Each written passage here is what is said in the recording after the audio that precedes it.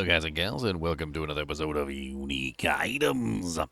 Today we're going to be taking a look at a pretty powerful helmet. It is one of the unique helmets for the Spiritborn. It is known as Loyalty's Mantle. Loyalty's Mantle has some pretty crazy effects, and buckle up because we're going to have to go over all of them and talk about the various ways this helmet can be used for your character.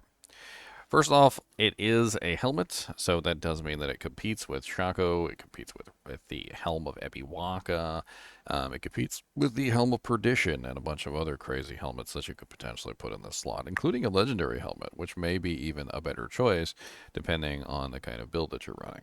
But let's talk about the Loyalty's Mantle, what it brings to the table, and whether or not you might want to use this one. So first off, it has 65 all stats, which is pretty good. The 65 all stats, of course, is going to give you multiple bonuses. It's not really the best thing in the world, but it is better than just getting dexterity by itself. Dexterity, while amazing, gives you skill damage, and it also gives you dodge chance. But willpower can give you overpower damage, which can be very powerful if you're doing a guaranteed overpower build, like Banished Lords. Also gives you healing received, and healing received can feed into several mechanics with the centipede tree. You can also get the bonuses to resource generation, which can help you if you're using the Rod of Kepeleke, because of course that allows you to restore all of your resource in between attacks. And on top of that, you also get armor and critical strike chance through strength. So it gives you a little bit of a bonuses to everything. We also have movement speed on here of 8 to 12.5%, which movement speed is very good for the Spiritborn. It's even better if you're utilizing an Eagle skill or you have an Eagle tag, because you can also get the Brilliance bonus through the movement speed in that way.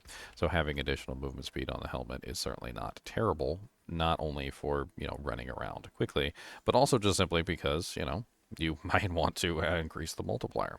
We also have a damage reduction on here, which I do believe is 10%, but it goes up to 15% with a greater affix, which is really nice.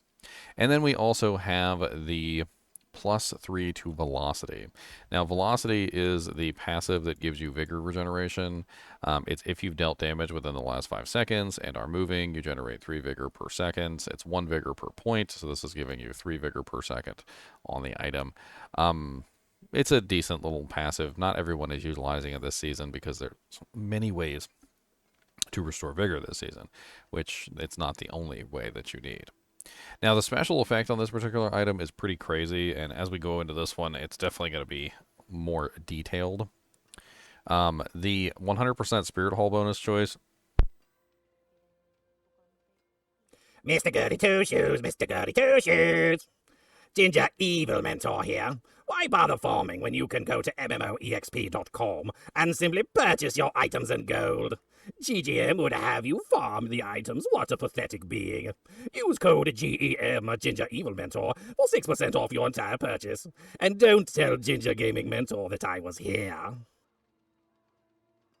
The 100% Spirit Hall bonus choice is amazing for various reasons, and to see that, though, you have to leave town, which is unfortunate. So there's a couple ways that you can get Spirit Hall bonuses. One of them comes from a specific unique item known as the Washe Nakpa. The Washe Nakpa is an interesting unique, but it is overshadowed at the moment by other more powerful uniques, although it does have some neat effects. Do I not have a Washe Nakpa on here? I mean, this isn't a Washe Nakpa video, so it doesn't matter, but yeah, I do. So that one also can give you a 100% bonus to your Spirit Hall choice, right? So this is one other way that you could potentially get a 100% bonus.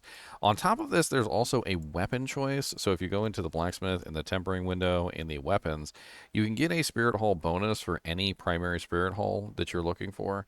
Like, for instance, if you want Gorilla, you can get the 30% on Gorilla, throw that on the weapon, which turns into 60. And then, of course, you can masterwork that up.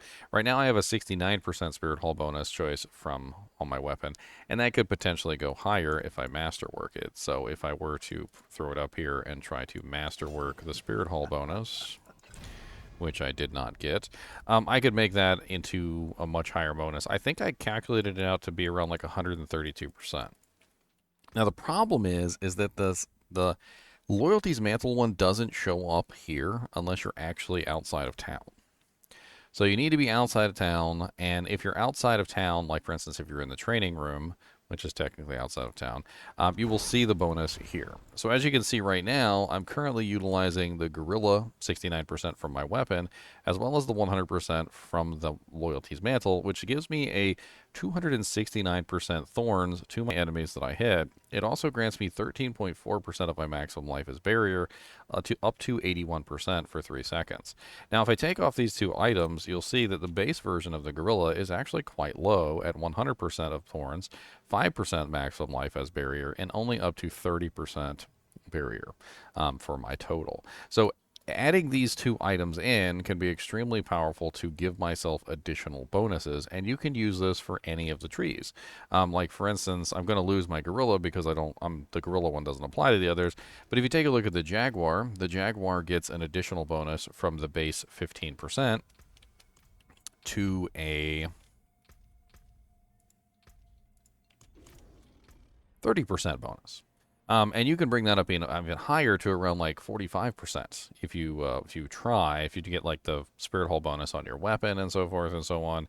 So instead of only doing 15% of my damage in 0.5 seconds, now it's going to do 30% of my damage in 0.5 seconds, or 45% if I get that even higher. And this is going to apply to everything. The only catch with this particular helmet is that you do have to have both of your choices matching. So if you don't have both of your choices matching, like for instance, if I did Eagle and Gorilla, you'll see I only get 11,737 damage, right? With 8 feathers. However, if I switch to the Eagle, now I have 23,474 damage right here with the 8 feathers, and vulnerable for 10 seconds. Did the vulnerable go up as well? Let's do a quick check on that. Yes, it did. So the vulnerable doubled from 5 to 10 seconds as well, which means that not only are you getting more damage, but you're also getting more vulnerable time, which means I could potentially make that 15 seconds if I wanted to. Going into the centipede version, if you go to the centipede tree, you'll see the centipede is 2.5% damage reduction, and also a slow of 10% up to 8 times. If I match the two together, you'll see now it is a 5% damage reduction, stacking up to 8 times with a 20% slow, which means that I can potentially get this to the moon. I've actually tested this, and I've seen it at 7.5%, and if for those of you guys who were curious, 7.5% times 8 is a 60% damage reduction, and 30% slow, which is what you can get it up to, times 8 is a 240% slow. I don't even know what the hell that does. I would assume that once you exceed 100%, it does nothing, but I really don't know. I think there's a cap on that slow amount, so you're going to well exceed the slow amount for the centipede. This also, of course, affects the heal for 2% down here, which used to be 1%. So the secondary Spirit Hole choices are also affected by this. And I feel like I need to move myself out of the way so that I can actually show you the secondary Spirit Hole choices. So let me move you over here.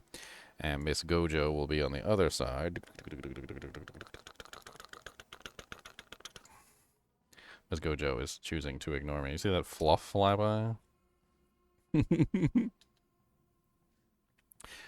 So when we have the Spirit Hole choices matching, we get an additional bonus at the bottom as well. As you can see, we have heal for 1% of your maximum life, 34 for every second a nearby enemy poisoned, and if I match up the Spirit Hole choices, now I have an additional healing coming from that as well.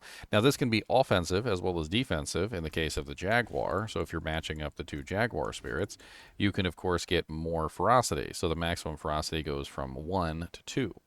You can also get this even higher from 2 to 3, and I think you can even go up to 4 depending on how high you get your Spirit Hole potency.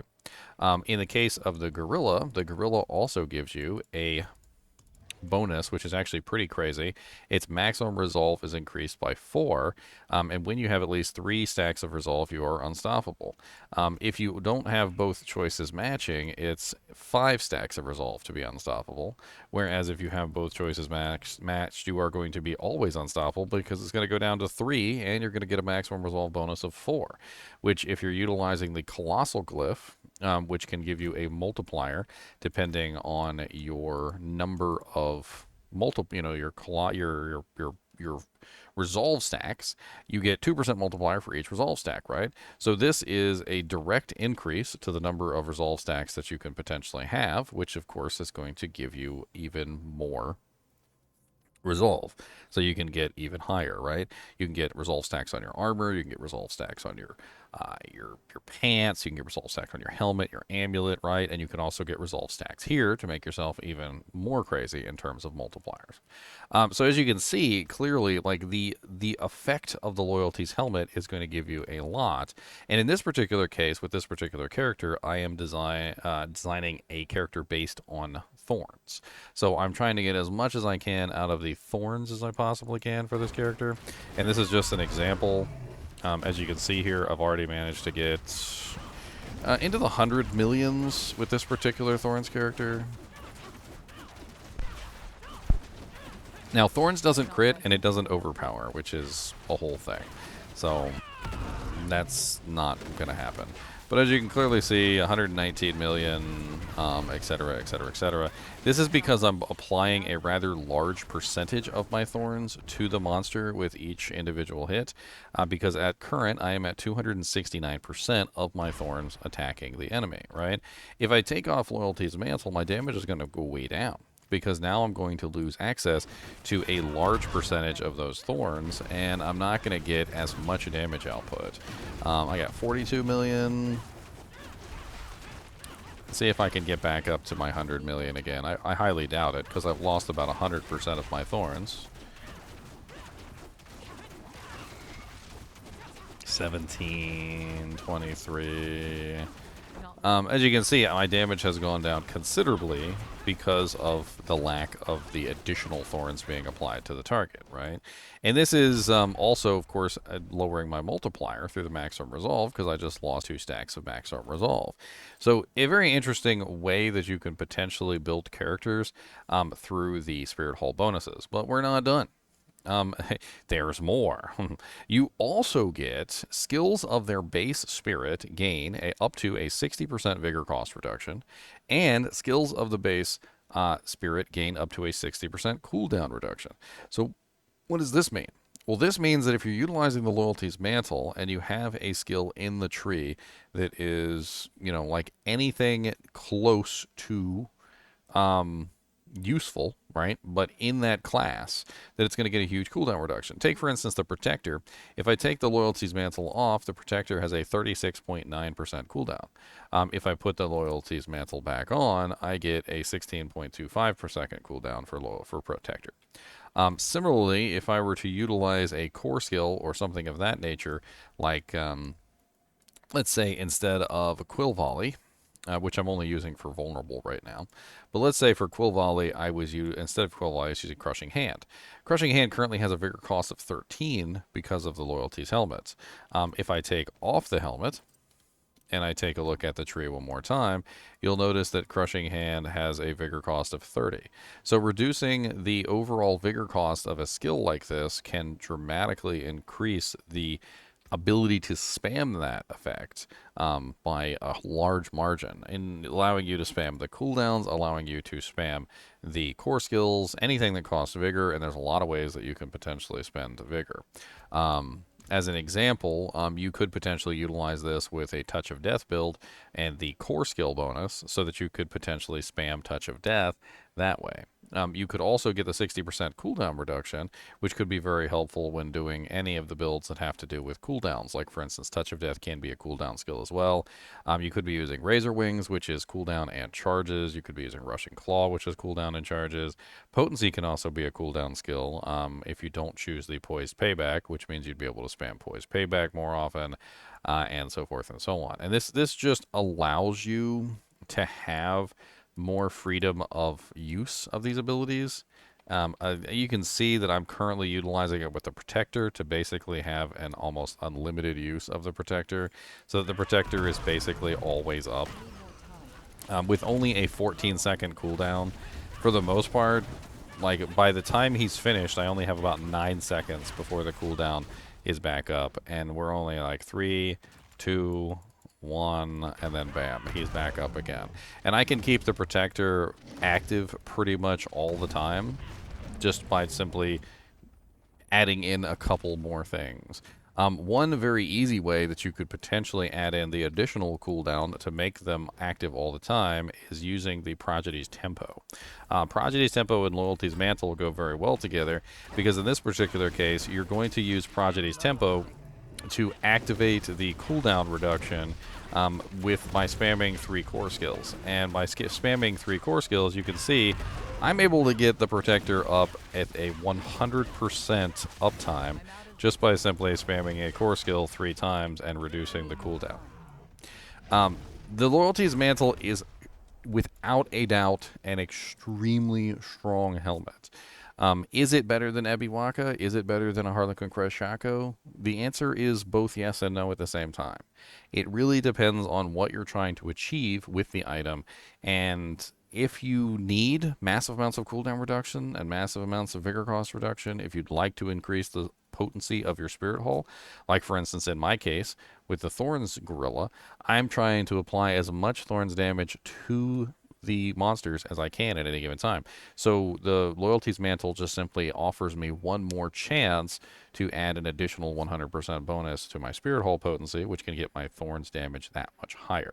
I mean, if you imagine it, I currently have, I think it's somewhere around like 6,000 or 7,000 thorns once everything is finished. So once I start attacking, getting all my bonuses running, I've got about like 7,000 thorns, right? But if I can multiply that by 200%, by 300%, like before any of my other calculations are going in, then of course I'm multiplying my base, and allowing me to multiply my base is impressive. You can also get other defensive buffs, like increasing the barrier that you can get from the gorilla, offensive buffs by increasing the resolve that you can get. You can also increase the damage reduction through the centipede and the amount of slow.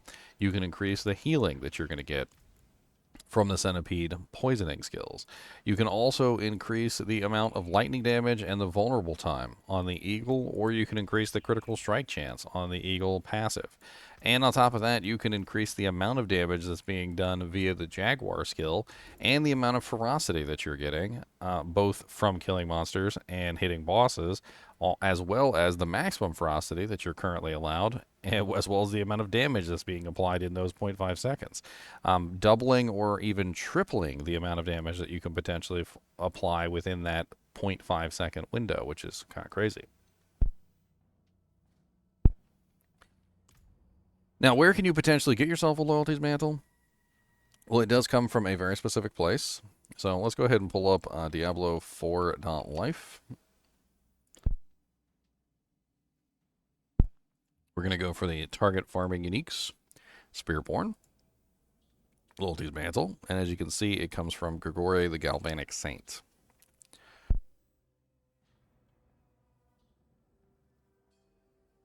Which is actually the same place that you're going to obtain the Midnight Sun if you're doing a Kepeleke build.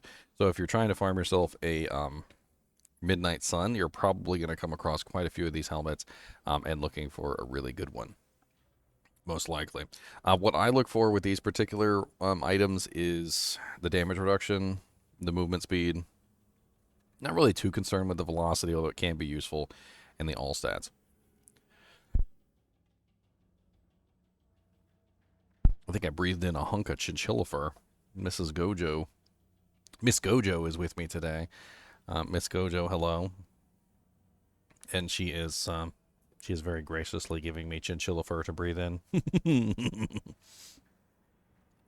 Anyway, as always, I do appreciate you guys and gals joining me when we're talking about these unique items. I hope I've given you some insight on the Loyalty's Mantle, how you could potentially use it to your advantage. If you have any questions, be sure to ask me. I've been testing this pretty vigorously. I forgot to read the flavor text. During a trial of mists, a small spirit noticed an unclaimed boy. In pity, it spared him. I will follow you always, vowed the boy. He remained true even after Abulan called the spirit home. As always, I appreciate you guys watching, and keep watching.